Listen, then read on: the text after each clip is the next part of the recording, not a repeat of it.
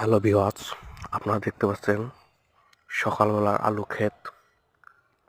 কুয়াশা আচ্ছন্ন ঢাকা পড়েছে।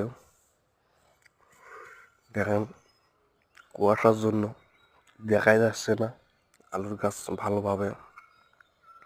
আপনারা দেখতে পাচ্ছেন